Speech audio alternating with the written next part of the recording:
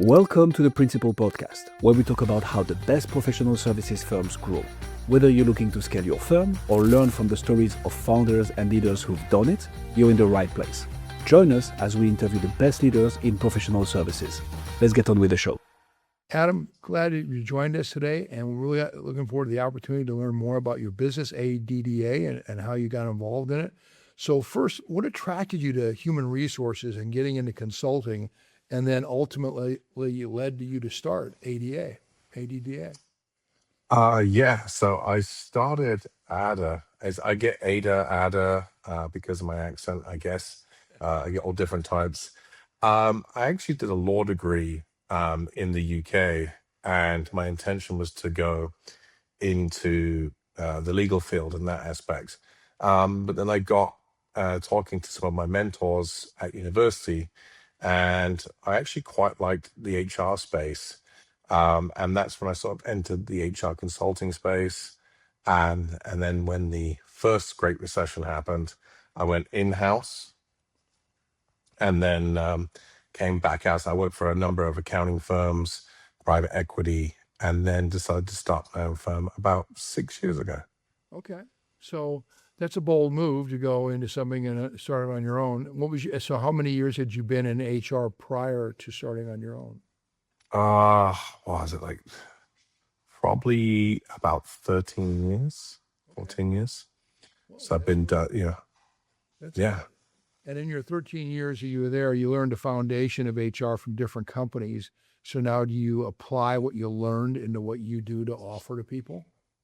Absolutely. It's funny, actually. I didn't learn HR the traditional way because I had like a legal background. I actually went straight in and was more of the operations approach, like business approach to it. So yeah, if you ask me to process payroll, I'm not very good at it, but No, I have a team that does. But I looked at it more from a business point of view, working that way. How can we make it more effective and efficient? And then I looked at all those strategies of sort of like human capital planning and workforce intelligence, and that's sort of how I sort of moved within the HR space. And that sort of ultimately led me to where I am. But yeah, in the traditional sense, I didn't raise through the career that way. I approached it from more of a business point of view. I was trained by a COO, and then I got trained by consulting. So then, yeah, that's how I sort of weaved my way, so to speak, into the HR space.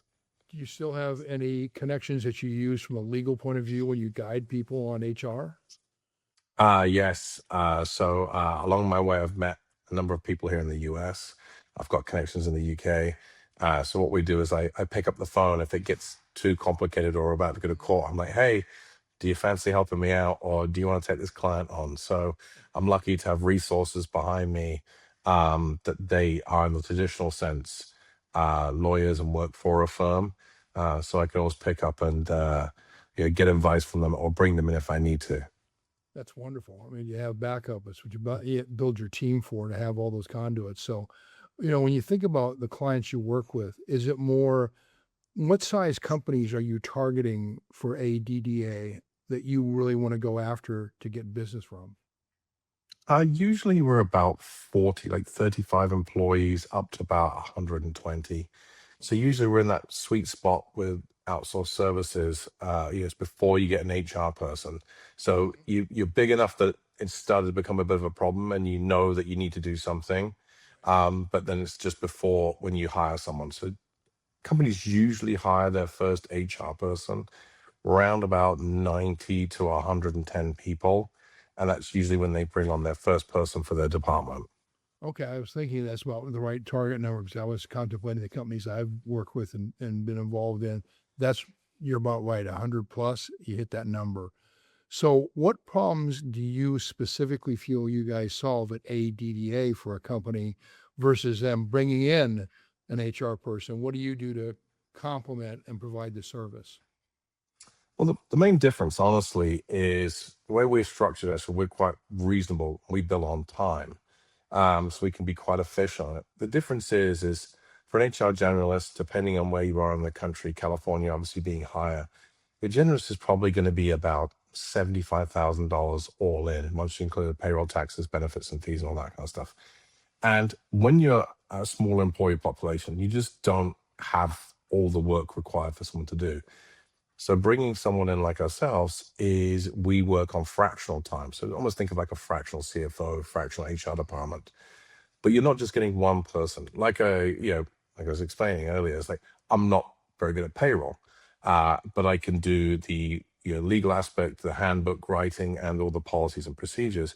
But I've got team members that are great at talent acquisition, team members that are great at benefits, and then obviously ones that do payroll. So when you hire one person like a generalist, they may not have all the skill sets of everything. So when you look at it, when you hire us, you're getting 5, 6, you're getting the whole team at your disposal for the same price. So depending on what comes up, everyone's got their own expertise. So I stick in my wheelhouse and the team members do theirs. Like if I tried to get involved in payroll, they'd probably get my hand slapped. And that's just because I'm not very, like, that's not something that I specialized in. So Yeah, I get it. Yeah, it's people sometimes try and do too much. They try and be a jack of all trades. Be a master of one and do it well, and have a team around you that's also a master of one of each of those specialties, and you got a great team. I mean, you look at analogies, and you look at what's going on right now in basketball. You've got the great, if you were following any of the NBA finals or any of that, you've got Wembanyama, who's unbelievable, but his teammates have got to support him. Where the Knicks don't have one single star, but they've got a bunch of guys that are playing well. And unless Spurs get it together, it's going to be over pretty quick. So it's a function of how you coordinate everything. And you seem like you're the leader. You coordinate people doing the activities they need to do. And for the client who hires you, they know they're going to be covered. I mean, that's kind of a nice feeling of knowing that you got every aspect covered for them. So your ideal client is between 35 to about 100 employees. How do you get to your clients? Is it through social media, referrals, seminars? What's your distribution method to get audiences to sell ADDA? So most of it, actually, to be honest, is referrals. So we did a lot of the referrals. So we work with clients. We have a lot of benefit brokers and HRIS systems that we get advised to come in and help. But also, yeah, we do advertise and we do promote online, and we have a team that reaches out for us. And that's how we sort of bring clients in. But at the end of the day, HR is a trust sell. So it's, you're either being referred in or you've done some research. I always tell people that if you're not comfortable with the HR person or you get someone call, it's very important to speak to them and find out about them and get some referrals because we do handle a lot of sensitive information. So it's very important to check and sort of get a feel for a company and understanding of how they're going to treat that data. Are they going to send it outside the US? Is it kept inside the US? Who's processing it? Who gets to see it? So they're very big, important questions to ask. But yeah, that's how we get most of our clients.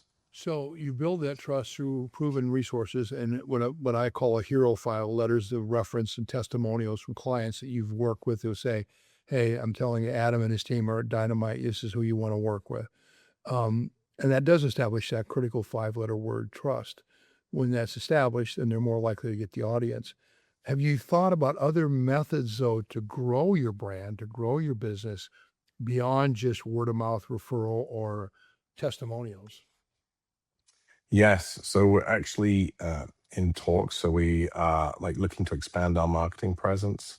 We're looking to expand our social media, and we're looking to expand our actual go-to-market strategy with sales teams as well. So we're actually pushing that way as well. Yeah, because there's only so far you can go on referrals and networks and building that. So we're trying to build a trusted pipeline and source that we're going through, which is actively what we're doing right now across the country. So yeah, it's been fun. As an HR person, when I started the business, I was an HR person, and I had to learn very quickly that there's a lot more that goes on with ops, finance, and especially sales and marketing. And Right. I used to never take a call from a salesperson, or if I got an email. And now I have such sympathy for them because, in order to working with our team, and I had to go at it myself, and I'm really not great. I got told off for not asking for the next appointment afterwards, and all these little languages and strategies. It's a whole game of mind games trying to lead someone to where you want them to go, or to get them to talk about something you want them to talk about. So, yeah, I have great sympathy now. So if I get a cold call now, I do find myself talking to them for at least a minute and going, it's probably not for me, but I don't just instantly dismiss it anymore. Just disregard them, yeah. Well, it's interesting because, when you're growing it, you now can oversee all these different things need to get together to get to the goal you want. If they don't work in hand in unison, marketing, sales, operations, your HR group, all this, they got to work together. And so to do that, when you contact a customer, to move them from contact, when you first met with them, whether through a referral or whatever marketing method, and hopefully your sales group will bring in some stuff, how long before they become an actual client? What's that selling cycle? Usually through referrals, it's about 2 weeks. It's pretty quick. Well, because once someone's referred us, it's usually because they have a need. Something's cropped up. There's a problem that's happened. And what I find with HR and my HR professional friends who agree with me is people don't tend to think of HR till something goes wrong. And we're constantly preaching, get ahead of it, think about it, get someone in place. But I would say probably a good 60% of our clients, something has happened, and then they reach out to us and say, hey, can you help me? I've got an example one where they had a employee discrimination come up, and they have no HR. So now they're instantly lawyered up and they're going for it, or they go to EEOC, and they had no mechanisms to stop it because I literally talked to them a month before, and they were like, nah, we never have any problems. We're a pretty easygoing culture. We don't need to worry about it. And I was like, right, well, eventually something, humans are humans. Eventually something's going to come up. And it did. And there's not a whole lot we could do about it once we set up. Even there was no policies, there was no procedures. They just had a very easygoing, lackadaisical approach. What happens, unfortunately, it's like you don't want the fire to start, but when it does, it's hard to contain it. And, proactive approach versus reactive will always save the day. So what you guys have got to try and do is get your message out more to companies that are similar in size, which you're going through with that one company. Hey, here's how you're proactive versus getting bit in the backside because you were reactive. And that can happen to companies too quickly, and it can be very costly. So when you get a client and you secure a client, how do you maintain them so they're long-term versus just transactional? So what we do is we have a year agreement, but we have a break clause in it if needed to be, if like for some reason it's not working out. What we do is we just show up every month and do what we say we will. I mean, that's really where the secret is. There's no sort of special sauce or anything. Is we monitor everything, we do everything, we make the lives easier of the owners and the executives and the employees. So that's what we do every month, and we take a look and we control it and make sure that everything's running well. Also, we accept liability. I believe we're one of the only ones in the market that if we advise and it goes wrong, we'll accept liability for it. So we openly do that, because if you're paying us for advice and guidance and you do what we say, then obviously you should be able to rely on that fact. And that's something that, yeah, absolutely. And that's what makes us unique. And that's why people stay with us, knock wood. So it's, I think our longest serving customer is pretty much 5 years now. And we've been around about 6. So that's sort of where we are. And we've gone through some evolution, absolutely. And we've had growing pains and shortening pains with the economy riding all over the place. But at the end of the day, yeah, just doing what you say you will, that's what keeps our customers returning every month. Deliver what you say is always a good motto to live by. Trust me. I mean, in many businesses you do it, and don't overpromise, because then you get people thinking this, and then if you don't deliver it, then you're going to be in issues. So I'm going to go back for a second. You said something. You go to your customers, and we talked about the size of the companies. Do you normally go to the CEO, the owner, the principal founder of the company, and that's who you start with? Or do you come in at a different level when you make your initial introductory call? It's usually at the owner or executive level that they talk about. So it's funny, I often joke, is that HR is usually given in smaller companies to the CFO. And I don't know. I mean, there's a few CFOs that I think like people, but for the most part, very numbers driven, very introverted, very strong. Analytics. Hmm? Analytics. They're Oh yeah, unbelievable. it's Go not ahead. people oriented. Yeah. It's so I often joke. I've spoken to so many CFOs, and they're like, "Yeah, because we have payroll, they think I like HR, and I must be the ultimate person for HR." And it's like, I don't even want to talk to people about their problems. So it makes me laugh because then we come in, they keep payroll, and then we manage all the people operations. So it always just seems to be the case that it's a department that's sort of pushed across onto the CFO for some reason. Whereas I think maybe ops might have been a little bit better, but I guess finance also because of the payroll aspect and because of the cost aspect, it makes sense to sit under finance. But yeah, we usually talk to the CFO and sort of talk about how we're going to manage the people side of it. They'll keep the payroll and will help with the talent acquisition as well. Something that they're not going to do, so their team can like split it off roles and responsibilities. Tell me how on the talent acquisition, what do you guys do that attracts people to come to these companies, or what is it you're doing to screen the right employee? Yeah, so my team, so we do different talent acquisition service. So it's hourly, so it's included in what we offer, and it usually works out, give or take, roughly 10% of the salary, like so almost over half of what a traditional agency would cost. Wow. And we use Indeed and we use our LinkedIn profiles and we use social media. And then what we do is we talk about the company, write the job description for them, and we write the job posts. And then we start doing initial screening and filtering down. And then we handpick a few people that we hand to our clients to interview. So some roles you post and you get 3,000 applicants, and some you get none. So it's like we constantly keep looking at the job description. So we look at the job description as, almost an advertisement. But the big thing is how we help clients on talent acquisition is their employer brand. So your employer brand is as strong as your go-to-market brand. So within the best will in the world, if you have a bad reputation for employing people and high turnover, it doesn't really matter what you're offering. The best and brightest are not going to come to your company because they can see the high churn and burn, and they can see the risk there. So we work a lot with employers on their employee brand and how they are within the company, and also what the reviews come out as. So we like to focus on that because that will stop one turnover, which helps with their talent, but also it means that you'll get longer service, longer people, better expertise, and now your team is highly knowledgeable in the area that you operate in. No, what you're doing is outstanding because the highest cost of business anywhere is turnover. That's the highest cost. So, I mean, if you invest in someone to hire them, bring them on board, go through an onboarding process, get them to where they're capable of what they're doing. You have them on there for 2 years, 3 years, and all of a sudden they leave. You just invested all that, benefits, HR, all your expenses to get them on board, and now they're gone. And people don't remember the fact that, hey, what was that first day like? What was that first week and that first month of the onboarding process? Was that organized and well thought out? Do you guys help put that together for them?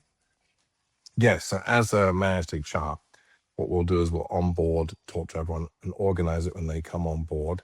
And we often I came up with the ghost principle, which I thought about when you used to play Mario Kart back in the day. When you drive ahead and you try and beat your racetrack, Right. and you had the little ghost car that was going, you were constantly trying to chase it.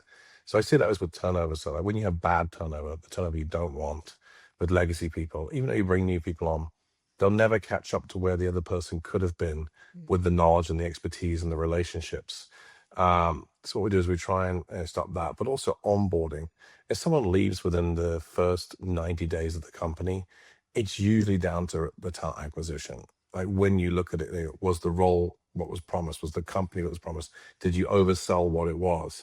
So usually, or sometimes it's obviously the team and the manager, but more often than not, it comes down to that you oversold something that is not there, and then when they realize it, they leave. So that's usually within the first 90 days. That's usually where you get your turnover.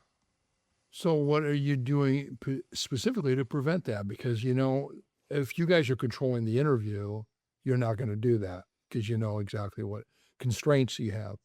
But if it gets to the person that you pass it on to, you're not a part of that dialogue. You're not in that room.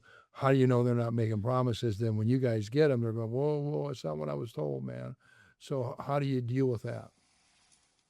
What we do is we do a 30, 60, 90 check-in and in between check-ins. So we don't just hand them off to the team, and we also keep in contact with them as the HR team and recruiting professionals to see how's it going. So initially we have the onboarding, then we check it in 2 weeks, then we check another 2 weeks, which will be the 30. If everything looks good, then we'll extend it to the 60. If any issues come up, we usually check in earlier, or if anything is raised, and then we go through that as well. So our team doesn't oversell the position or the company. So when you get in, you've got a very realistic point of view. I often tell people when I do interviews, I tell them the good, the bad, and the ugly of the role, because at the end of the day, you're making a formed decision to go in. And yes, the company may be desperate to fill the position, and some will mislead to get someone on that seat. But all you're doing is buying yourself a couple of weeks, and then you've got another person coming in. And that can damage your reputation with your clients and your team and your environment, because you've constantly got this turnover. And if your clients see that and your team see the constant turnover, it also damages morale, because you don't feel like you're forming those relationships with people because there's such high turnover. Very well said. So as you founded this company and you now look at your future, you look at the rest of this year and going forward, what are your biggest challenges you see for growth? I mean, I think it's like everyone. I think it's the economy, and I think it's the global politics, because I think when money becomes more expensive, or you're not sure what's going to happen in the next couple of cycles, I think people tend to hold back, and we've seen it with our clients. And I'm also part of business groups across the country, and we're all sort of seeing the same thing in sort of the small to medium sized business space, up to like 1,000 employees from 50, let's just call it that. Yeah, those companies tend to be much more affected by swings as opposed to a large enterprise. And also, I think people are getting worried a little bit about AI and what's going to happen there, and sort of what the efficiencies. But right now, I can see that people are holding on to money more, because I think we're expecting a recession. Whether that comes to light or not, I think the general feeling across multiple business owners that I speak to and out there is that people are looking for ways to conserve cash based on what they think is coming next. Anxiety is everywhere. Trust me. I mean, the people I talk to, they have it at a level, which is a shame, because stuff that's happened that's out of their control impacts them. And that's, unfortunately part of life, and has been forever, but we try and manage through it. So as you look ahead, where, you see your strategic opportunity, it sounds like is that you shared with me, growth through expansion in those people that sell to you and now will sell for you. And then you have marketing efforts you're going to try and do. Have you thought about podcasting and what that could do to get you, Adam, exposed to more people? Because if you're trying to grow, there's only one of you. And I would say probably you're your best image of the company. You are the company. Have you thought about that? I'm actually, yes. So I'm actually going to be on another 3 different podcasts coming up, but actually talking about something different. This is the one I'm talking about, ADDA. I've actually got the cap on because I was doing it. I actually have another company, My HR Ally, which is actually an AI HR company that I've been working on for about 4 years. And it was built to help HR people and myself future-proof and become more efficient just with the economy and AI and everything. So Very smart uh, planning. yes, so I'm pretty excited about that. But it ties in exactly to the consulting and to HR teams. So that's sort of where I'm sort of looking at the future as well.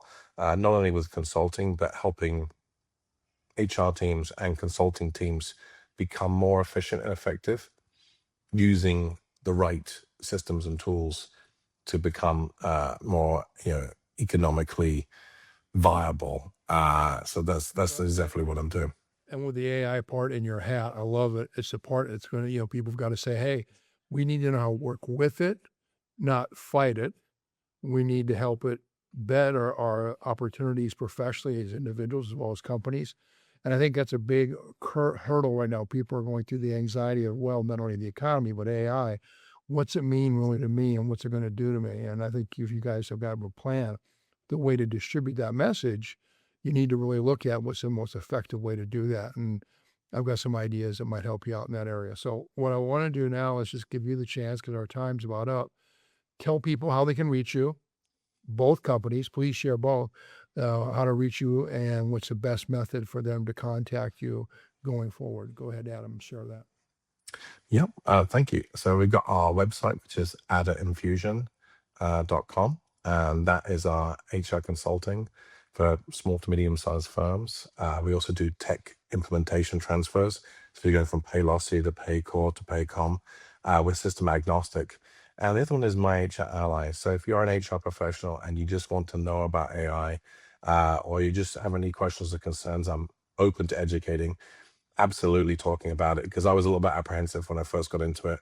And then if you want to reach out on my LinkedIn, which is Adam Daines, you can go on there and you can just ask me any questions you want about AI, HR, and then, I'll be appearing on some SHRM conferences coming soon as a speaker. And I'm happy to talk about it with any HR professional. Oh, in fact, anyone. You don't have to be an HR professional. It's pretty cool once you know that it's not coming for your job. It's going to help you become more efficient, quicker, and more strategic. To be honest with you, what's one of the biggest things HR people want. Yep. Adam, thank you for your time. I really enjoyed the conversation, and I love your hat, and I love your background and all the other things. Thank you, Adam, for sharing today. Thank you. Thanks for joining us on this episode of the Principal Podcast. We hope you've learned valuable lessons and strategies to grow your firm and take your business to the next level. Make sure to subscribe and leave us a review wherever you're listening to this show so you never miss an episode. To apply and be a guest on the show, click the link in the description. See you next time.